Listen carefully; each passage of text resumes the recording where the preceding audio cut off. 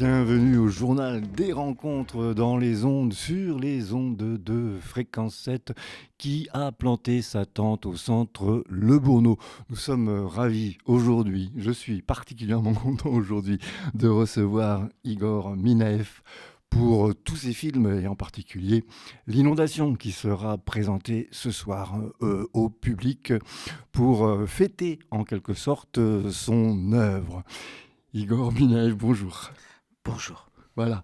Quand je fais une interview comme ça, que j'ai essayé de rentrer dans l'univers de quelqu'un, j'ai l'habitude de procéder par une sorte d'abécédaire. Vous savez, ces livres qui servent à apprendre à lire aux enfants.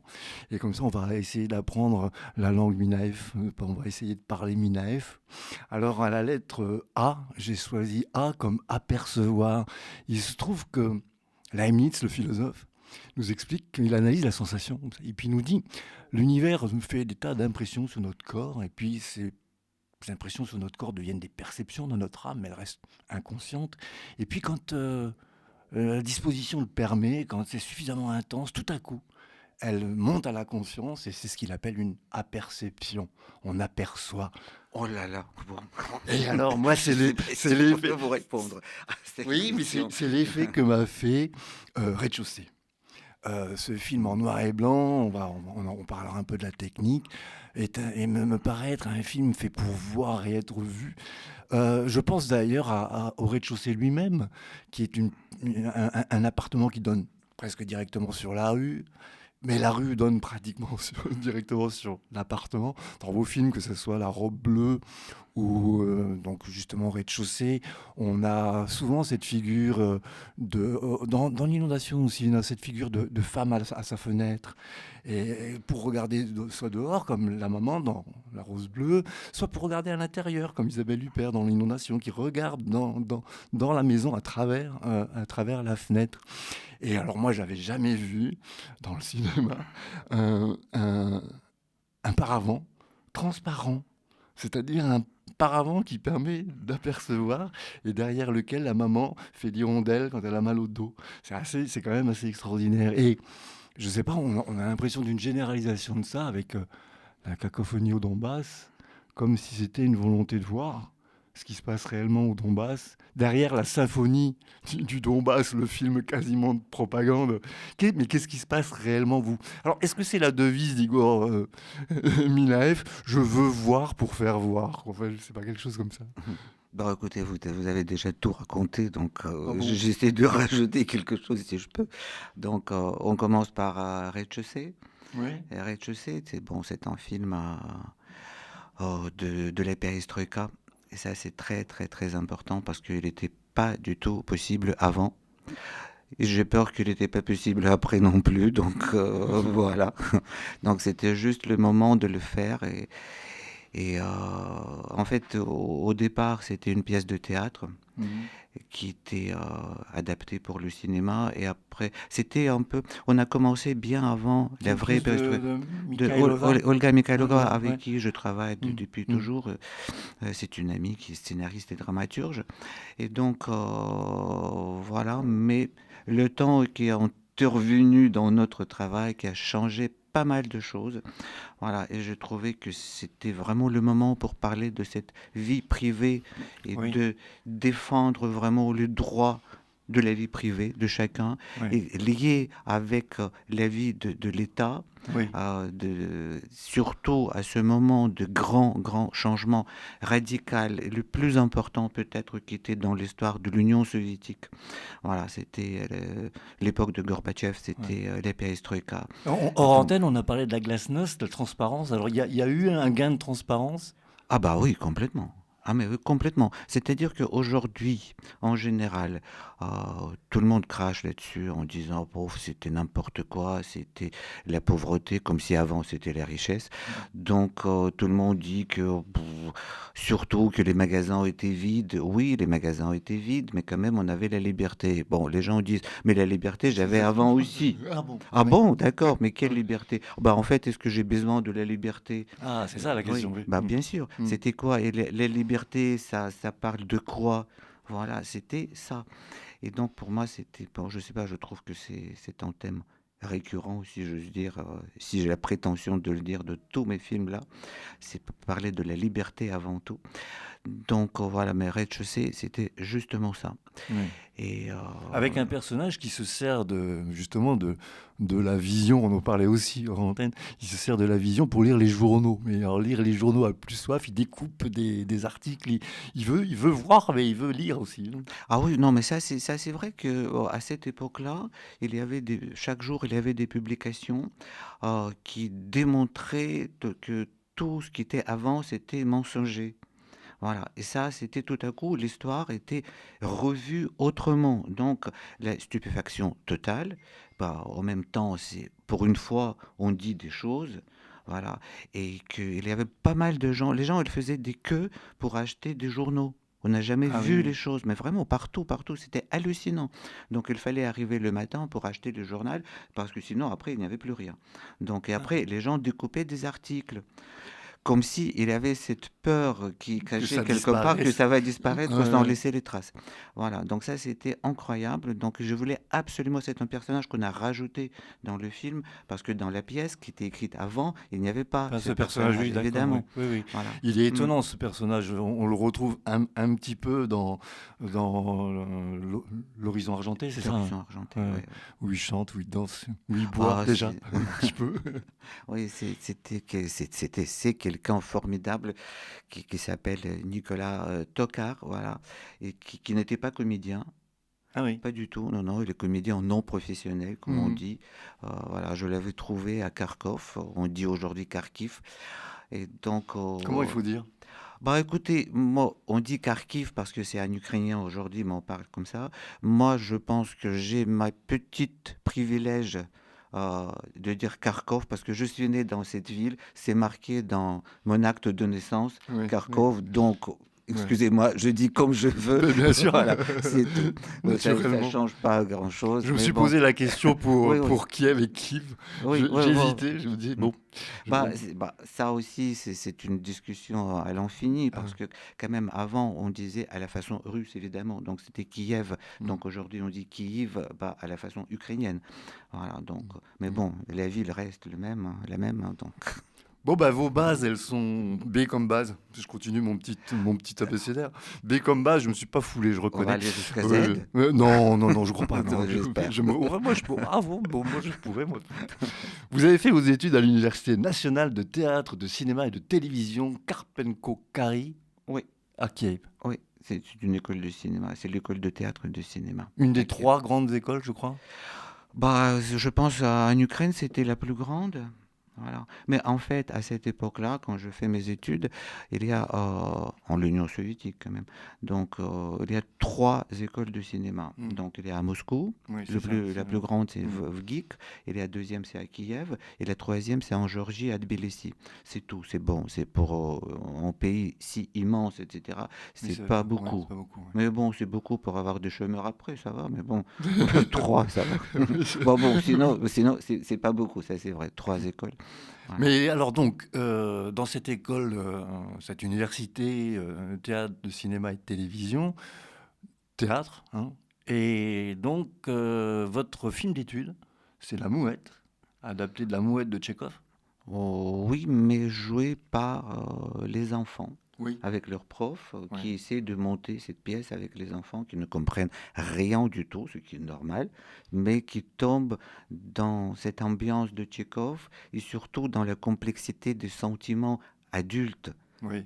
qu'ils ne comprennent pas, Ah oui. mais ils vivent exactement la même chose que des adultes dans les pièces de Tchekhov. Oui. Voilà, mais bon, c'est comme ça qu'on grandit peut-être, je sais pas. Oui, dans la pièce de Tchekhov, il y a une femme amoureuse d'un homme qui ne lui rend pas, et un homme est amoureux de cette femme qui ne lui rend pas non plus. Voilà. Et le meurtre de la mouette est assez symbolique de cette douleur, de cette souffrance qui traverse les personnages. Dans La Mouette, votre film, c'est la professeure, c'est Marina, non? Mais dans le film, la robe bleue, oui, oui, elle s'appelle Marina, Marina. oui. Et dans La Mouette, parce qu'il y a un passage qui m'a bluffé, c'est le moment où la professeure, donc, hein, on va dire comme ça, montre au jeune garçon comment il doit jouer. Oui, Et, ben et là, elle joue le rôle masculin. oui, Oui, voilà. elle est extraordinaire. Oui, oui, Elle est ouais. extraordinaire. Alors, on la voit. C'est une autre comédienne avec Oui. qui j'ai travaillé à l'époque de mes courts-métrages. Voilà, plus jamais. Mais oui, oui, Elle a continué le cinéma? Non, elle était après. Bon, en fait, elle était plutôt critique de cinéma. J'ai beaucoup aimé à cette époque-là de travailler avec des non-professionnels. Oui, Après, d'accord. je Oui. préférais professionnels. Oui, oui. Oui, parce qu'elle est quand même tout à fait étonnante Oui, dans ce. Enfin, c'est une chose qui me fascine au cinéma, les acteurs qui jouent les acteurs. Vous voyez, ouais. jouer le jeu. Mhm. Et là, il y a quand même un élément incroyable. On a parlé d'Olga Mikhailova, qui est donc scénariste du Rez-de-Chaussée, de Loin de Sunset Boulevard, Ouais. qui est aussi l'éclairière de la lune, la robe bleue. Oui, Elle est tout le temps avec vous. oui, Et ah oui, c'est tout à fait. Mhm. et donc, elle est aussi avec vous pour Madame Tchaïkovski. Tout à fait. Ouais. Et alors, je me posais la question, vu la présence très importante de la scène dans votre œuvre, avec donc le spectacle L'histoire du soldat de Ramus, Ouais. et puis Les Nuits Florentines. Oui, vous avez tout vu. Mais non, mais c'est pas ça. Mais j'ai découvert avec une espèce de gourmandise une poétesse que je connaissais pas du tout, C'est Taïeva, Taïva. incroyable, un Bah, destin incroyable. mais c'est un vrai génie, Marina Oui, Tsvetaeva, oui, bien sûr. Les Nuits Florentines de Tsvetaeva, c'est pas très connu. Bah, c'est un tout petit livre, si vous voulez, et en fait, basé sur une correspondance. En fait, le titre, Les Nuits Florentines, c'est un titre d'un petit livre de Heine. Voilà.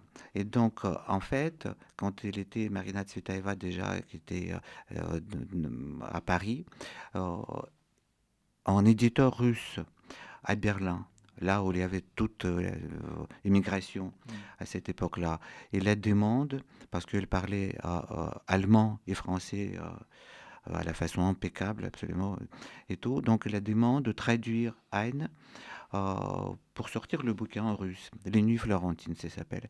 Donc, Marina Tsvetaeva, elle commence à traduire. À mon avis, elle travaillait pratiquement pas du tout parce qu'elle est tombée amoureuse de cet éditeur. Ça, c'était beaucoup plus important que la traduction. Sur de Heine. Oui, voilà. Donc, du coup, elle commence à lui écrire des lettres. Ah oui, Il j'ai vu ça. répond, Oui, oui, il oui. répond pas vraiment, donc il essaie de se cacher parce qu'il avait peur d'elle.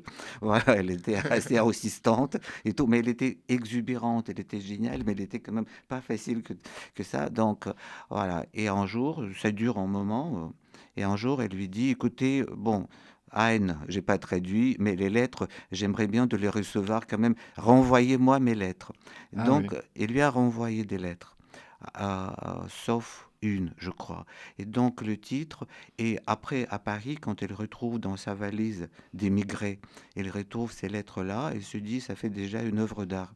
Oui, Et donc oui. elle a fait ça, et elle dit, je garde le titre de Heine, parce que j'ai jamais traduit, mais ça D'accord. c'était un Excellent. prétexte Ouais. pour Pour publier, vivre cette pour histoire vivre d'amour. cette histoire Voilà, d'amour, donc qui ouais, c'est ressemble à une histoire incroyable. qui pourrait être une histoire d'un nouveau film, hein, finalement. Oui, oui, oui, non, mais c'est formidable. Mais pourquoi elle est rentrée en URSS pour finir aussi dramatiquement? Bah, mais ça, c'est très, très compliqué cette Ouais, histoire on va parce pas. qu'en fait, Ouais. son mari, euh, elle avait perdu de vue pendant plusieurs années. Il est revenu, voilà, et après, il commençait à travailler avec le KGB. Voilà, comme ça, il recevait de l'argent. Et après, toute l'immigration lui tournait le dos. Donc, son mari et sa fille sont repartis à Moscou. D'accord. Elle, on ne sait pas, est-ce qu'elle était au courant ou pas? Bon, c'est difficile à se dire. Et donc, elle est repartie. Quand elle est repartie à Moscou, elle ne savait pas du tout que son mari, il était déjà fusillé et que sa fille, elle est restée, je crois, 25 ans au goulag. Voilà. Et elle, elle est restée avec son Son fils. fils, oui. Mm. Avec son fils, et c'était absolument tragique parce qu'elle était évacuée de Moscou et Elle n'avait pas de travail. elle n'avait pas de travail, elle était prête, elle était toujours prête de faire n'importe quel travail pour pouvoir gagner un peu d'argent et tout, contrairement aux autres. Elle ne se portait pas d'un côté comme un poète et qui était un poète absolument Mm. génial. Et de l'autre côté, il a dit que s'il faut aller laver le plancher, je fais ça. Mais voilà, parce Comme qu'il y avait Isabelle ensuite. Huppert, quoi, dans le Oui, film. oui, un peu ça. Voilà. Et donc, Ouais, et ouais. après, bon, on sait que ça s'est terminé tragiquement et s'est pendu. Euh, voilà. Et son Est-ce fils, il est mort à la guerre. à Ouais. la guerre, ouais. Mm. Après, oui. Est-ce que ce rapport étroit que vous entretenez avec le théâtre a une influence sur votre façon de mettre en scène et puis d'écrire les dialogues est-ce que c'est théâtral? Est-ce que votre cinéma, il est théâtral, du coup, voilà, pour aller vite? Ou est-ce que Bah, vous le sentez ça. comme théâtral? Non, moi je sens pas comme théâtral, mais n'empêche que les autres peuvent sentir comme théâtral. Bon, je sais pas. Donc, Pas spécialement, en fait, non. non, non, non, non, mais mais en même temps, vous savez que j'aime beaucoup le théâtre, ça c'est vrai. Voilà. Et la meilleure prof que j'ai eue dans ma vie, c'était euh, quand j'étais adolescent. Et elle était metteur en scène de théâtre. Et vous jouiez Tchekhov, non? Non, on n'a pas joué Tchekhov avec elle, mais je pense que pratiquement tout ce que j'ai appris à l'âge vraiment de 14 ans, etc., j'ai appris beaucoup, beaucoup de choses. C'est grâce à cette dame qui était en prof. C'est une chance. Je considère toujours que c'était vraiment une chance de ma vie Mais un peu de comme dans La rencontrer Mouette, enfin, je veux quelqu'un. dire, c'est... Un peu, oui, Oui, oui. d'accord. C'était Ouais, justement comme je faisais, quand j'ai écrit le scénario de ce film de fin d'études, j'ai pensé à elle, ouais, et elle, bien oui, sûr. Ouais, bien sûr. ouais, Ouais. ouais. Alors, à côté du théâtre, moi, j'ai trouvé qu'elle était très présente dans vos films, évidemment, la musique. Alors, on disait qu'en Ukraine, il y a une grande importance accordée à la chanson, à la musique et aux danses populaires.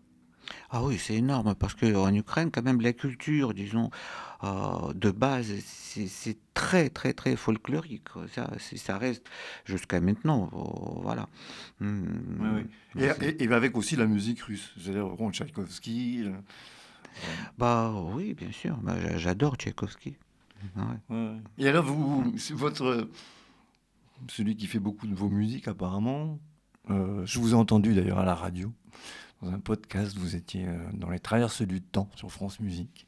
Ah, c'était Vadim Cher. Oui, Ah bah oui, bien sûr, voilà, je voulais vous c'est un parler de ami que Vadim j'aime. Cher. Ah oui, Vadim Cher, Bah, vous pouvez nous c'est en un parler alors. compositeur que j'aime vraiment, vraiment beaucoup, beaucoup, beaucoup.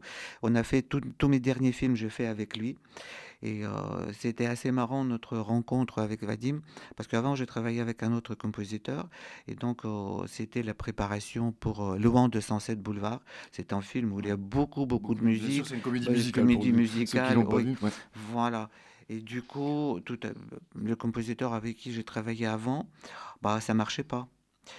Et on était déjà en préparation, donc pour commencer le tournage, il fallait déjà enregistrer la musique parce qu'on a tout tourné en playback évidemment. Oui, oui, Donc d'accord. Ouais. sinon on peut pas Oui. faire. Et donc je suis resté pour la comédie musicale sans musique, sans compositeur. Et là, on a commencé à chercher et je peux vous dire que tout le monde a refusé en disant j'ai pas le temps pour écrire ça. Ouais, Il fallait ouais, écrire, je ouais. sais pas, 3 tonnes de musique et Oui, on oui, n'avait pas le temps. oui, oui. Et voilà, c'est comme ça que je connaissais un peu Vadim. Vous vous Et, êtes rencontrés à Paris, du coup. oui, oui, oui, on s'est rencontrés il y a longtemps, mais à cette époque-là, on n'était pas vraiment amis, on était un peu des copains comme ça.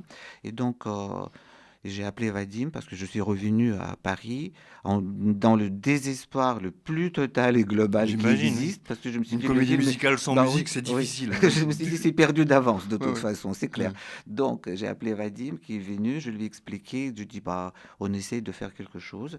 Et on a fait des essais. Et en une journée, Vadim il est revenu chez moi 3 fois ou 4 fois. Il Avec à rentrait chaque chez fois. lui. Chaque fois, il écrivait. On a écouté. Je dis non, c'est à peu près quelque chose, mais pas tout à fait. Donc, il dit ok. Donc, il a retravaillé, retravaillé. Et on s'est parti. Et il faut dire qu'il y a énormément de musique dans ce film. Oui, énormément, oui, Ouais, bien sûr. énormément. C'est Il y a- plusieurs Oui, oui. comédies musicales et C'est tout. ça, Et oui. je voulais Ouais. pas utiliser des vraies comédies musicales des années 30. Je voulais qu'on les compose vraiment. À partir de... Oui, oui, Oui, et donc, Vadim, elle a écrit toutes ces comédies musicales. et c'était son premier film en tant que compositeur. C'est incroyable. Oui, c'est Ouais, incroyable. ouais. Mais je sais pas, j'ai senti que c'est quelqu'un vraiment formidable dans Oui, mais tous les sens. puis alors du coup, Ouais. évidemment, Mhm. les personnages, le personnage masculin du réalisateur, le personnage féminin, c'est Lydia de l'actrice super célèbre. Elle surtout, elle colle merveilleusement bien à la musique pour les scènes de chant, de revue, enfin, etc. Ça marche du feu de Dieu, quoi. Ah oui, oui, non, j'espère que ça marche très très bien. Ah ouais. Donc, non, c'était assez incroyable parce qu'avec nous, on avait quand même une chorégraphe formidable, Elena Ouais. Bogdanovic. Et donc, c'était même curieux parce que moi, j'ai prévu, disons, 2 mois de répétition parce qu'il y a beaucoup, beaucoup de choses quand même. Et donc, finalement, pour toutes les comédies musicales, on avait une semaine. Mon Dieu. Oui, Tout oui, ça en une oui, semaine. en une semaine. C'était fait en une semaine, ces Oui, comédies pour que les musicales. auditeurs le sachent, il faut savoir qu'il y a énormément de scènes, euh, grand spectacle, hein, on va dire, effectivement. Et oui, c'est impressionnant, oui. Oui, Rien que les costumes. ouais, tout ça, c'était Ouais. ouais, vraiment pas le film en Mm, entier, mm. Oui, oui, mais bien sûr, tout oui. ce qui concerne Oui, la oui, comédie bien musicale, sûr, oui. etc. Donc, les répétitions, tout ça, on a eu une semaine. Donc, voilà, et c'était parfois même comique. Aujourd'hui, je peux le dire que c'était comique. À Moi, l'époque, ça. à l'époque, c'était pas comique du tout, du tout. Donc, je dis que j'aimerais bien quand même que les danseurs chantent. Et chorégraphe, elle m'a dit, Igor, de toute façon, soit ils chantent, soit ils dansent, mais pas les deux. Je dis, mais on peut toujours demander. Mm. Donc je demande, je dis, est-ce que vous pouvez chanter en même temps que vous dansez? Ils disent, bah oui, bien sûr, on peut. Et, donc, et chanter et danser. Mais Ah oui. c'était réglé en une seconde, comme ça. Et on tournait tout de suite. Oui, il y a un petit peu Ouais. de talent, je pense, derrière, il y a un petit peu de travail, mais avant, quoi. Je veux dire, Bah, de la part des chanteurs, des danseurs. je sais pas. En Oui, tout oui, cas, oui, oui. c'était, même si le tournage était très compliqué, vraiment, mais il était formidable. Et dans ce film, d'ailleurs, il y a un personnage de la vision qui, pour moi, est presque la figure de la vision. C'est le chef opérateur Heinrich Berg qui disparaît, hein. Il se fait prendre par les autorités, enfin, on suppose, et hop, il disparaît. Il est remplacé par un homme du régime. Enfin, on peut dire ça comme ça. Tout à fait. Et ce chef opérateur est un personnage vraiment extraordinaire. C'est Bah, l'œil de. Enfin, c'est un personnage formidable et c'est un comédien absolument ouais, exceptionnel qui ouais. jouait ce rôle-là. C'était un comédien qui s'appelle Lembit Ulfsak, mais évidemment ça ne dit rien aux spectateurs, aux éditeurs, mais c'était peut-être la plus grande star de théâtre Ah bon, ouais, d'Estonie. ouais. Voilà. Mais ça, c'est, Elle est absolument incroyable. C'était un comédien, mais magnifique. il apparaît Ouais. souvent à l'écran parce qu'il s'obstine à fumer dans les studios, c'est interdit, et il y a un petit agent là qui lui tombe dessus régulièrement pour lui demander 25 roubles. Mm, Et ce petit jeu là qui revient, cette petite virgule mm. régulièrement, elle est tordante. À la fin, il dit bon, écoute, je te donne 100 roubles et tu me laisses tranquille 4 jours. Mhm. C'est extra, Mhm. c'est extraordinaire. Ouais, ouais. Non, mais en plus, dans ce film-là, bon, ce comédien-là, il était d'origine estonienne. Donc, il parlait russe avec un très, très fort accent du pays balte. Donc, Ah, les autres, ce sont des Russes, des Ukrainiens, et tout comme c'était à l'Union soviétique dans ces années-là. Donc, chacun parlait avec son accent de son pays, disons. Voilà. Mais en fait, tous les films soviétiques, ils étaient post-synchronisés. Donc, quand les comédiens avec un accent, disons, régional, ils tournaient dans les films, donc ils parlaient russe tous, ils étaient doublés par des comédiens russes parce qu'il fallait garder le russe impeccable. le russe impeccable, Oui, d'accord. voilà. Et donc là, je me suis dit, c'est plus cette époque-là, je veux que tout le monde Parle sa parle langue. sa langue.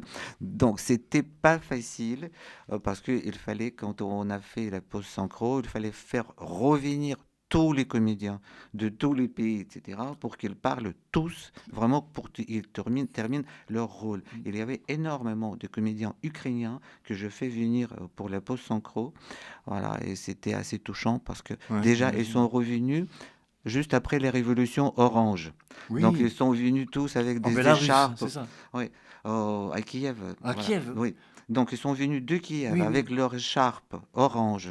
Après, cette Ah oui, révolution orange qui était magnifique, etc., qui était perdue après, mais bon, oui, oui, mais oui, à ce moment-là, c'était oui, oui, ça, bien sûr. c'était l'enthousiasme énorme, voilà, et donc tout le monde parlait russe avec son accent ukrainien, c'était authentique, c'était bien, ils n'ont jamais été invités pour terminer leur rôle avant, donc Donc ils c'était ont, une vraie fédération pour le coup. bah, je fais une vraie fédération dans Fédération. le cinéma, en tout cas. Oui, oui, c'est ça, exactement. Ouais. Moi, Mm. je continue mon petit abécédaire, ça vous ennuie pas? Non, pas du tout. Bon, bah alors On y c'est va. Mm. c'est comme carré à cause du format. Ouais, c'est joli comme format. Ah ben c'est très beau.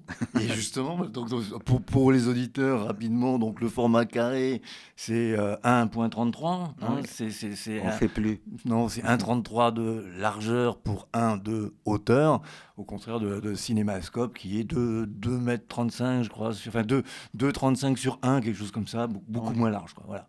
Non, mais quand même, j'ai préféré après en 66, c'est Oui, très bien. Bon, oui. c'est assez universel, L'inondation, c'est 1,66 peut-être. je crois, oui. Oui, Oui, ouais, oui, ça doit ouais, être en mm, 66, oui, oui, oui. ouais, Mais après aussi, je crois, sauf que, bon, dans les cacophonie du Donbass, il y a plusieurs films oui, donc d'archives, plusieurs donc formats, les ouais, formats différents, évidemment. ouais. Mais sinon, c'est en 66, c'est bien.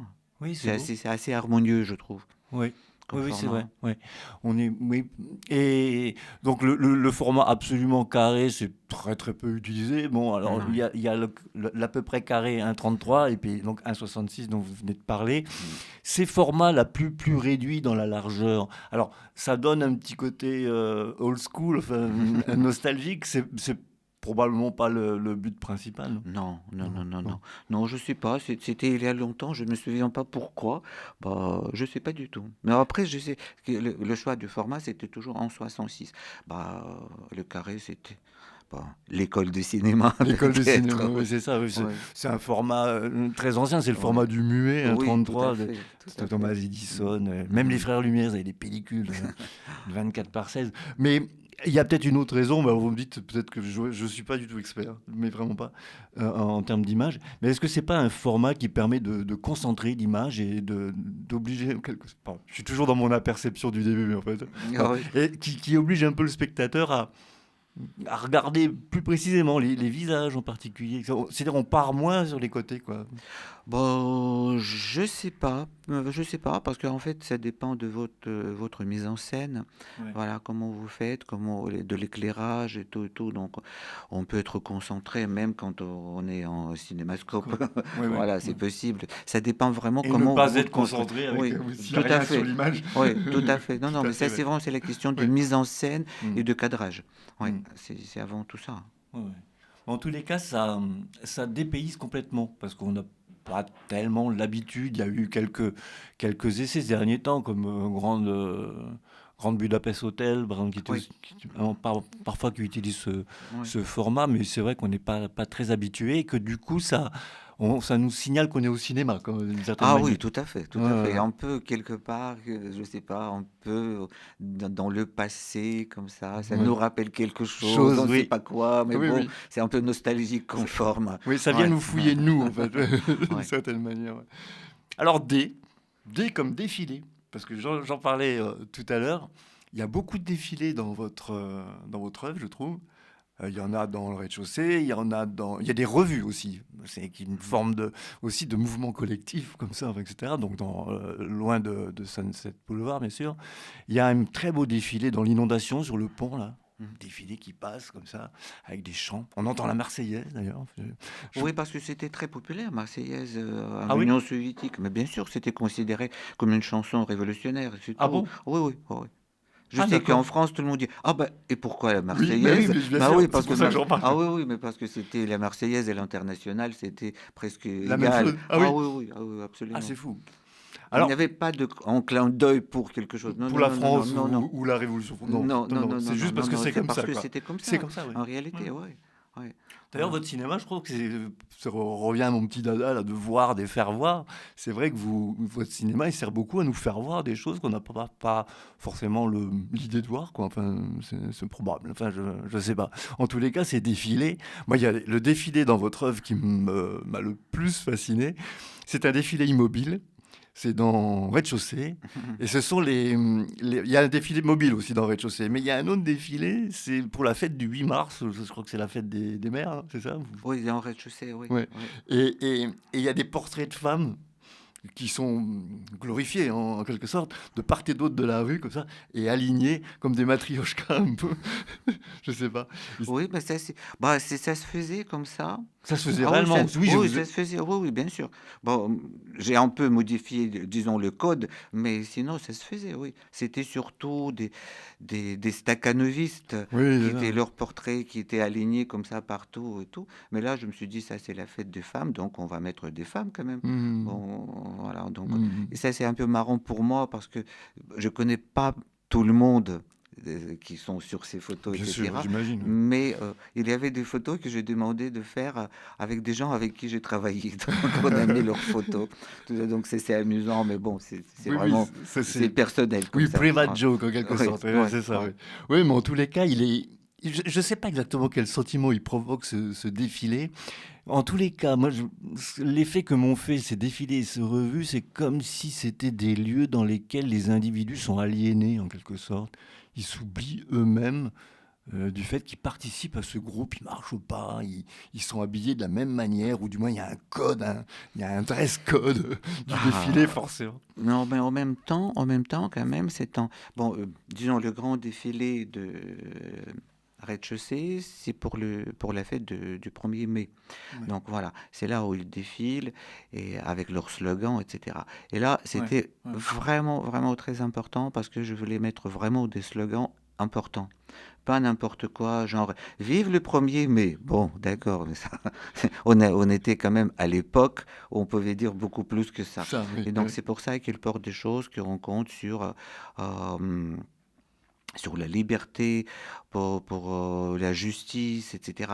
Donc ce qu'ils portent, c'est vraiment quelque chose C'est vraiment qu'aujourd'hui une on dit, cause, quoi. ah oui, oui, ah oui, D'accord, c'est oui. vraiment comme Mm. si on défend une cause de la D'accord, liberté comme ça. Ça, d'accord. c'était très, très important. Mais J'ai oui, vérifié moi-même. oui, Chaque chose, je dis oui, non, non, non, oui, je veux oui, ça, oui. ça, ça et ça. Ouais. Donc j'ai mal interprété. Non, non, non, Je pourquoi? je Mais suis non. très content de. Mais j'ai un peu mal interprété parce que je croyais que ce défilé, il était conformiste. Alors qu'en fait, non. Non, non, Voilà. non, Ouais. non, non, non, non, Donc non, je suis non. très content que vous Mhm. rectifiez Mhm. mon regard sur ce coup-là. Bon, nous n'avons plus beaucoup de temps. J'aurais bien aimé parler éventuellement de eux comme expressionnisme, mais ça va faire vraiment court. Je me demande simplement, parce que quand j'ai vu Rez-de-chaussée, j'ai pensé au cinéma expressionniste, quoi. Enfin quelque chose comme Bah, ça. parce que c'est noir et blanc, parce que c'est la lumière et tout, c'est très contrasté, etc. Parce qu'il y a le mouvement de lumière et tout, tout. Oui, oui, oui, on peut dire. On peut le dire. Oui, on peut le dire. Non, bien alors, je vous en ai parlé avant de rentrer dans notre studio camping. Euh, je suis tombé sur une anthologie de la poésie ukrainienne, donc ça m'a permis de découvrir la poésie ukrainienne. J'étais frappé de la présence de la vie de la poésie en Ukraine, et en particulier du fait que tous les grands courants, le futurisme par exemple, le modernisme, enfin, etc., sont très représentés en Ukraine. Vous appartenez, vous, à un mouvement comme ça, artistique Non, pas spécialement. C'est vous, quoi. Bah, non, non, non, pas du tout, même parce que il n'y avait pas de mouvement. Il n'y avait plus de mouvement. C'est ça le problème. Voilà, donc je sais pas, ben, l'époque des grands mouvements quand même s'est arrêtée, je crois dans les années 60 là-bas. C'était Oui, le d'accord. dernier mouvement, comme c'était surtout dans la poésie et tout. Mais en fait, c'est compliqué parce que tout ce qui était dans les années 20, Oui, cet ça, je élan pense, oui. incroyable, Oui, voilà. tout ça s'était arrêté. Et en Ukraine, c'était fait même avant que même en Russie, parce que les gens étaient physiquement arrêtés, les gens étaient envoyés au goulag, les gens étaient vraiment exterminés, et les poètes avant-gardistes ukrainiens sont disparus, et après c'était pendant des décennies, Une décennies, on ne pouvait décennie. pas trouver de Le traces. couvercle Ah était ben que total, ah refermé oui, et complètement, terminé. Ouais. complètement. Ouais, Ouais. ouais, voilà. Donc on en parle Mm. beaucoup aujourd'hui, Ouais, mais ouais. pendant des années c'était le silence radio. Bah, malheureusement, le couvercle s'est un petit peu refermé sur l'Ukraine à cause de l'autre. J'ai bien envie de dédier cet entretien aux Ukrainiens. Et on va se remettre en mouvement. On va se remettre en mouvement. On se retrouve ce soir pour une autre interview. Ça sera une interview sur le focus des rencontres, sur sexualité, genre, sexualité, jeunesse. Voilà. Merci de nous avoir suivis. Igor Minaev, au revoir et merci d'être passé. Merci à vous. À bientôt. Au revoir.